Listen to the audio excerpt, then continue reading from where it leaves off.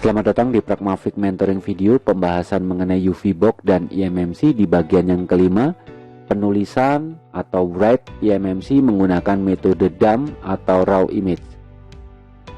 Kita siapkan eMMC yang hendak kita tulis, kita pasang kepada soket. Oke, kita lanjut kepada software UV. Di video sebelumnya tentu kita telah belajar bagaimana menyiapkan eMMC dalam kondisi terbaiknya. Sekaligus kita belajar mengenai eMMC controller dan register-register yang terdapat di dalam eMMC controller. Kita saat ini akan melakukan update eMMC firmware, karena ini seharusnya dibiasakan baik itu pada eMMC baru atau eMMC second selama dia termasuk di 71 tipe yang disupport untuk melakukan update eMMC firmware. 71 tipe yang eMMC firmware-nya disediakan oleh UV-Box. Untuk eMMC yang tidak disupport, tentu rekan-rekan harus memutuskan ya, apakah perlu untuk dilakukan repartisi atau belum. Karena repartisi hanya bisa dilakukan satu kali saja ya, one time programming. Tapi kalau update eMMC firmware ini, selama dia disupport ya rekan-rekan bisa lakukan berkali-kali ya. Oke, sebelum kita tulis, kita lakukan update eMMC firmware, lalu setelahnya kita lakukan factory reset. Oke, sudah mau selesai update eMMC firmware-nya. Ntar lagi tinggal ya programming CID. Selesai, kita identify. Setelah update eMMC firmware selesai, berarti urusan kita sama eMMC controller selesai. Selanjutnya kita bisa masuk ke urusan NaN, kita bisa kosongkan. Tapi sebelum itu saya akan melakukan NaN test. Jadi sebelum dikosongkan dengan factory reset, saya akan melakukan NaN test atau random check ya. Saya akan tulis, lalu diverifikasi. Inilah yang sebetulnya dilakukan oleh UV-Box. Akan menuliskan ke sektor tertentu di boot 1 dan sektor tertentu di user area. Setiap kali kita lakukan NaN test, maka alamat atau sektor yang ditulis tentu berbeda. Ini dinamakan random check ya. Tulis, lalu verifikasi. Berapa banyak NaN test ini seharusnya dilakukan? Jawabannya adalah bebas, tergantung seberapa khawatir rekan-rekan terhadap kondisi NaN dari eMMC yang sedang disiapkan. Ini akan menulis secara random, jadi ya bisa dilakukan 3 kali, 4 kali di area-area yang berbeda.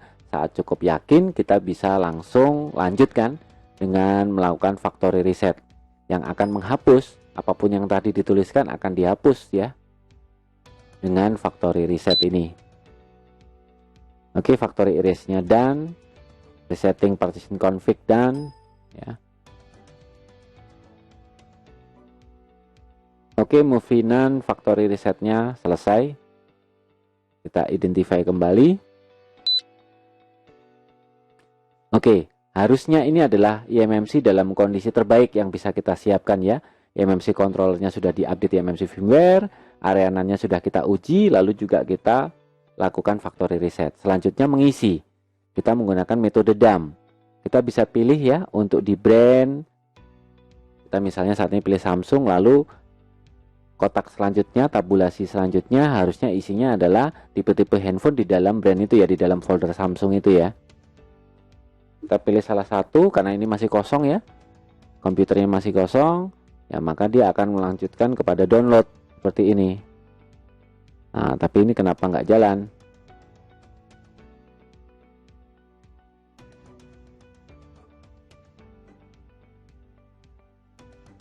Ya, ada yang nggak beres kayaknya, kita ganti aja.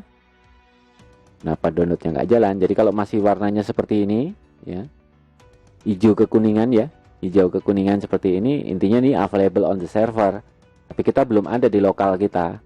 Jadi kalau mau kita pilih, maka dia akan melanjutkan kepada download tanpa harus kita masuk ke support area ya.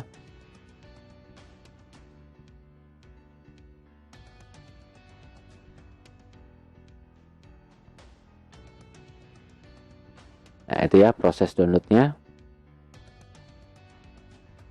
Jadi bisa langsung milihnya di sini ya. Ada brand-brand yang lain ya warnanya seperti itu ya. Ini sambil kita nunggu proses download tadi, soalnya saya juga mau kasih tahu bahwa nanti hasil downloadnya di sini jadinya seperti apa ya. Jadi kita tunggu aja sebentar. Ini sama sebetulnya di support area. Kalau kita masuk ke support area di eMMC Toolbox ya, bukan yang UV untuk Android ya, itu berbeda.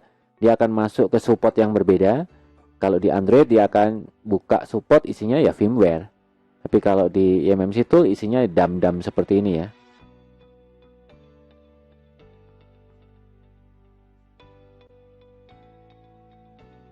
Ya, ini banyak ya. Ini ada koleksi software. Ya, UFS belum ya. Kalau eMMC isinya ya DAM.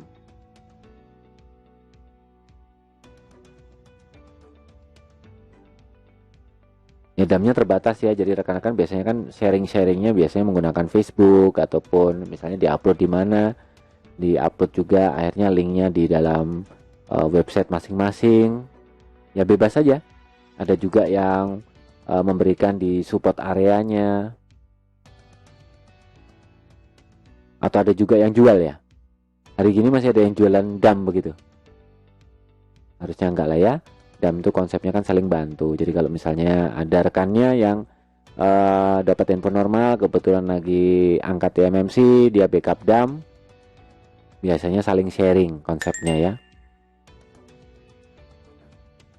Nah itu sudah selesai ya. Ya kita lihat hasil download kita. Kita bisa masuk ke UV Files, eMMC, masuk ke Samsung ya, karena tadi kita pilih Samsung ya, random aja kita pilihnya. Ini yang tadi tidak terdownload ya, kita hapus saja. Nah kalau ini yang tadi kita selesai download, kita ekstrak untuk melihat DAM itu seperti apa sih. Nah, kalau kita buka ya ini isinya ya, boot 1 apapun isinya, boot 2 apapun isinya, user area, extended CSD untuk registernya ya. User areanya nggak full DAM, yang tadi kita download cuma 256. Kalau misalnya kita memiliki local file juga bisa ya, tapi kalau misalnya kita nggak punya, kita pilih di sini pada dasarnya juga bisa download langsung otomatis ke servernya UV. Kalau local file ya misalnya kayak sekarang saya pilihkan dari external hard drive gitu ya. Tadi saya siapkan folder namanya UV test 1 sampel. Dalamnya ada DAM sama factory image. Factory image nanti ya, DAM. Nah ini yang sudah saya siapkan saat ini untuk pemaparan di video ini ya. Ini bukan berarti kalau kita mau nulis file eMMC dengan menggunakan metode DAM, kita harus milih brandnya harus benar itu, lalu tipenya harus itu. Enggak, ini pada dasarnya adalah eksplorasi dari folder di dalam hard disk kita ya. Untuk destinationnya itu kemana gitu kan, bisa kita setting kemana aja sih, nggak harus di C, UV gitu, enggak. Kita bikin ini misalnya folder Pragmatic RAN.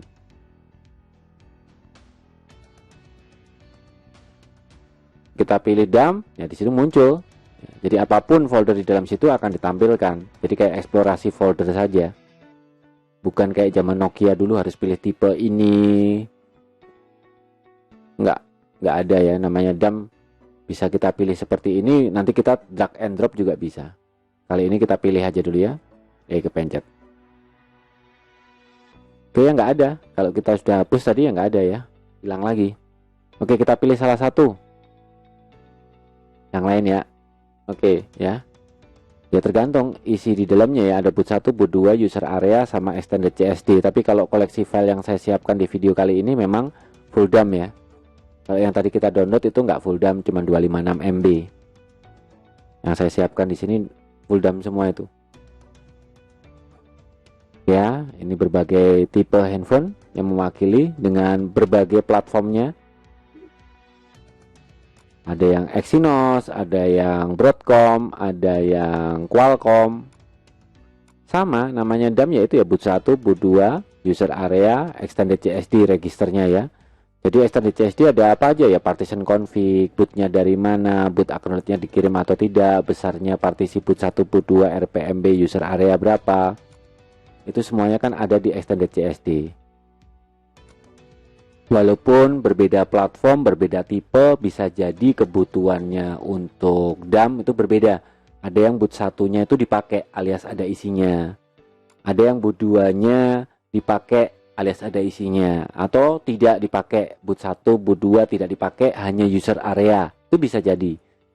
Cuman untuk keperluan kita backup DAM sehingga kita memiliki koleksi DAM yang bagaimana, itu sepatutnya ya semuanya ya, boot 1, boot 2, user area, apapun isinya. Ya, kita coba ya dari setiap platform yang sudah saya siapkan ya di koleksi sampel tadi ya untuk DAM-nya ya. Nah, ini boot 1-nya ada. Boot 2-nya kosong. Kosong ya sampai bawah. Oke, user areanya ada. Loh, kosong gitu, Pak? Ya enggak, agak bawahan dikit ya. Oke ya, itu ya. Jadi isinya sistem macam-macam di situ kan. Oke, banyak ya. Oke. Tipe yang lain? Samsung. Oke, boot 2-nya kosong. Sampai bawah ya.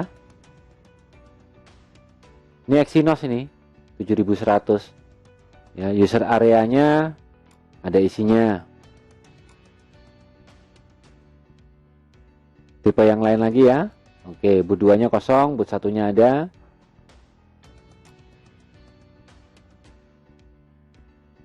B300 itu. Nah, coba ini ya. Ya, boot 1-nya kosong. Loh, boot 1-nya kosong. Tipe apa ini, Pak? Xiaomi, kebetulan menggunakan Qualcomm. Pada dasarnya kalau platform Qualcomm ini sebetulnya ya, boot 1 dan boot 2 itu tidak dipergunakan. Alias nggak ada isinya sih. Yang ada isinya adalah user area. Karena SBL-nya pun ada di user area. Isinya boot 1 kan rata-rata ya untuk nyimpan boot. Kalau handphone MTK gitu ya preloader di situ ya. Secondary bootloader, SBL. Tapi untuk Qualcomm enggak.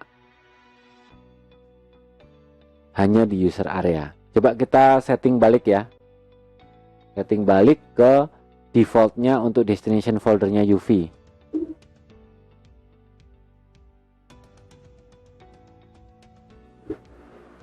UV files. Oh, kok masih IMMC? Oh, salah ini ya, kurang maju. Files IMMC. Nah, di dalam IMMC ada folder-folder. Itulah yang akan tertampilkan di brand begini ya. Samsung. Nah, ini baru muncul tipe-tipenya. Ya memang masih hijau kekuningan tadi ya, karena yang baru kita download kan 1. Jadi ini sekali lagi ya, tabulasi yang atas nih ya, brand sama tipe nih ya, ini hanya untuk memilih file, memudahkan memilih file kepada destination folder dan bisa kita rubah. Destination foldernya bisa kita rubah di menu setting. Misalnya itu nggak kita pilih, misalnya kita pilih Mito begini ya. Nah, sedangkan filenya kita tarik satu folder, bisa? Bisa. Jadi tanpa harus memilih itu, kita bisa tinggal drag and drop begini juga bisa. Ya, beda lagi ya.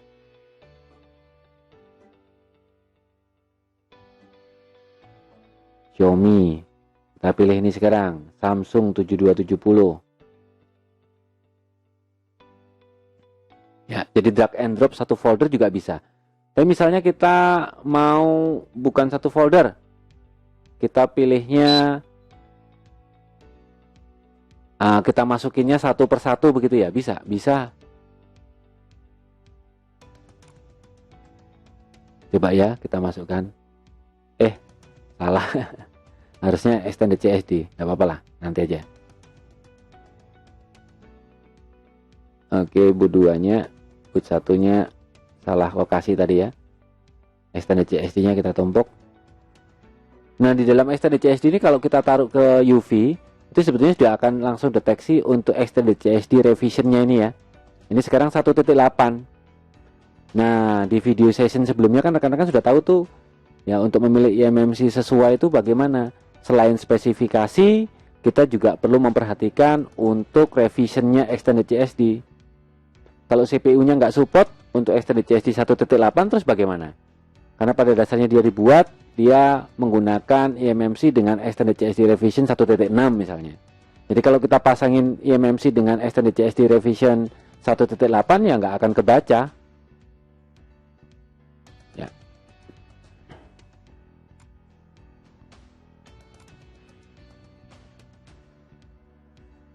Oke ya, itu ya, beda lagi ya. Tuh STDCSD-nya 1.6. Ini 7100 nih.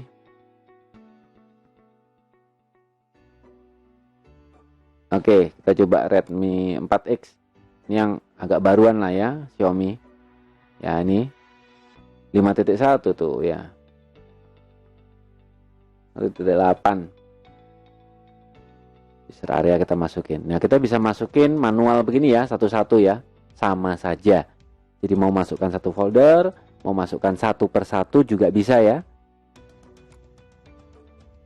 Satu folder begini misalnya. Nah, ini juga berganti dia. Ya tulisannya kayak nggak berganti. Tapi sebetulnya itu file yang di dalamnya kan sudah diganti tuh. Namanya soalnya sama, boot1.bin, boot2.bin. Ya kalau kita mau nulis semua biarkan auto ya. Jadi ngikutin sebesar apa file itu akan dituliskan semua. Tapi kalau kita mau batasin nulisnya hanya sebagian, itu juga bisa ya. Kalau sekarang kan ini filenya fullnya berapa nih? Hampir 4 GB karena ini eMMC-nya yang aslinya bawaan handphone itu kan kalau nggak salah KMK5U 4 GB. Sedangkan eMMC yang kita siapkan saat ini KMV3W ini 16 GB. KMK5U-nya juga cuman 4 GB, 3162. Ya nggak apa-apa kan, ini buat nyoba aja ya. Oke, kita tulis. Sudah gitu aja ya, pilih aja mau pakai cara apa ya, mau pakai tulis dengan memilih brand sama tipe. Asal destination foldernya sudah di set, kita punya koleksi file yang kita set di mana, di eksternal hard disk pun nggak apa-apa. Atau kita mau tarik-tarik setiap kali mau ngisi, mau tarik folder, mau tarik per tipe, per file, bisa saja, boleh. Begini kalau kita amati ini prosesnya kita cepatkan ya, biar nggak lama menunggu. Ya, penulisannya dengan speed itu bisa kita lihat di bagian bawah kiri.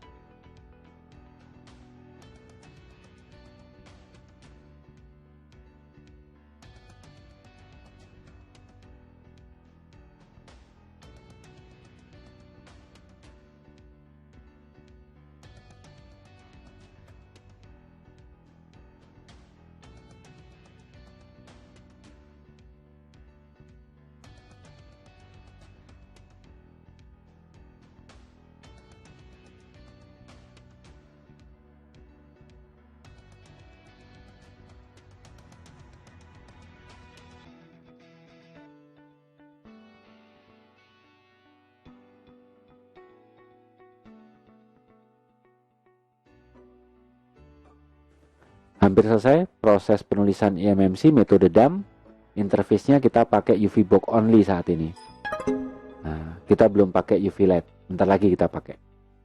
User area juga telah selesai ditulis. Extended CSD juga demikian. Partition config-nya berarti ngikutin ya, bootnya dari mana, boot acknowledge-nya dikirim atau tidak during boot prosedur. Besarnya boot 1, boot 2, RPMB, user area itu butuhnya berapa untuk handphone tujuan. Kita cukup dengan menuliskan extended CSD saja, maka KMV3W kita akan dirubah, akan ngikutin itu. Nah, makanya pastikan dump kita benar gitu ya. Bacaan dari handphone yang cocok, yang sesuai memang itu. Ya, kita explore partisi user area, di dalamnya ada apa aja. Ya, sebetulnya kita akrab ya, ada recovery system. Ya, ada SBL. Ya. Juga ada wilayah-wilayah yang berwarna merah seperti ini. Nah, ini adalah wilayah yang terenkripsi. UV sebetulnya nggak tahu juga ya, nggak perlu tahu juga sih itu fungsinya apa gitu, nggak perlu. Cuman yang bisa UV tahu saat ini wilayah itu terenkripsi. Biasanya wilayah yang terenkrip adalah wilayah-wilayah yang secure, yang penting, yang harus diamankan. Teknisi yang memutuskan tuh nanti perlu di backup atau tidak. Oke, kita akan bahas align user partition ini ya. Jadi kebetulan tadi kita tulis adalah Samsung 7270 nih. Nah itu kan full DAM-nya itu 4 GB karena IC bawaannya kan cuma 4 GB ya, KMK5U. Ya BGA 162 sih, ini cuma buat nyoba aja kita pakai KMV3W gitu kan. Iseng saja ya, nggak apa-apa. Nah kita bisa realign ini, IC-nya 16 GB tapi DAM-nya cuma 4 GB. Bisa nggak kita besarin? Bisa. Ya, seperti ini ya. Jadi wilayah-wilayah yang belum teralokasi itu akan dialokasikan. Biasanya yang digeser adalah subpartisi bernama user data. Jadi user datanya yang akan jadi besar. Kalau di IMMC 4 GB mungkin user datanya kan sisa cuma 1, something gitu kan. Karena yang lainnya sudah dipakai sistem. Oke, identify ya. Nah, sekarang jadi berapa? Tuh besarnya jadi 13 tuh ya. Jadi 13 GB itu user datanya tuh. Jadi kan user enak tuh untuk nyimpen internal memori, kamera, musik, aplikasi. Jadi kita bisa ganti dengan eMMC yang lebih besar, bisa. Oke, kali ini saya akan coba menggunakan UV light. Biar kita tahu perbandingannya. IC-nya yang sama ya. IC ini tetap ini. Saya nggak ganti, nggak rubah. Nah, cuman saat ini saya nggak tulis user area karena user areanya mau tulis pakai UV light.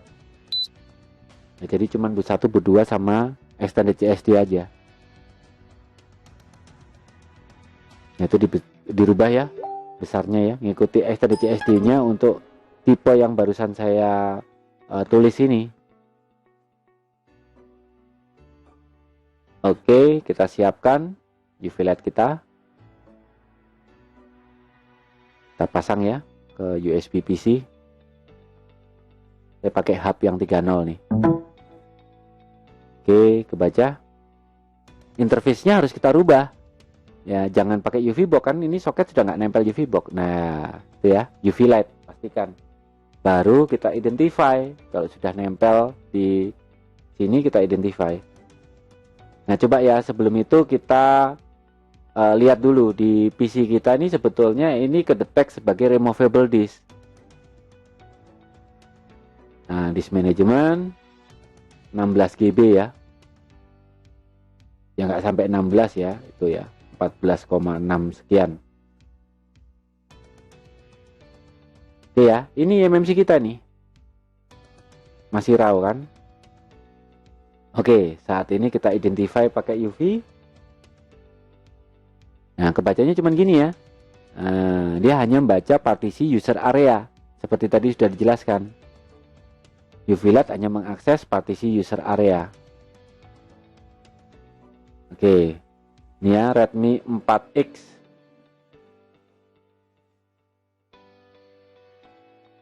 Itu dia. Sekarang kita hanya bisa nulis user area. Yang lainnya diklik juga nggak bisa. Hanya akses user area, right ya. Bedanya apa sih? Ya kecepatannya. Jadi kalau kita lihat itu ya kecepatannya, kalau tadi kan tahu sendiri kita tulis kan pakai IC yang sama ya. Kita tulis tadi di 7270 kecepatannya dapat berapa? 10 ya. Kita rata-rata 10 lah. Nah ini bisa sampai 30. Kita 30 ya kurang lebih. Jadi 3 kali lipat lebih cepat.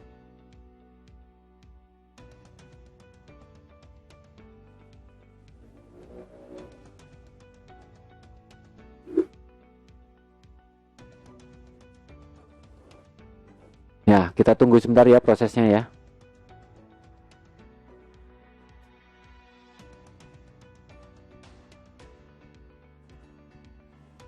Ini DAM-nya Redmi 4X ini tadi full DAM, jadi 16 GB karena bawaannya dia IC-nya 16 GB ya. Jadi ya cukup lama. Kalau kita tulisnya menggunakan UV box interface dengan 10 MB berarti ya waktunya yang dibutuhkan 3 kali lebih lama gitu ya. Kalau dengan UV light begini kan berarti lebih cepat.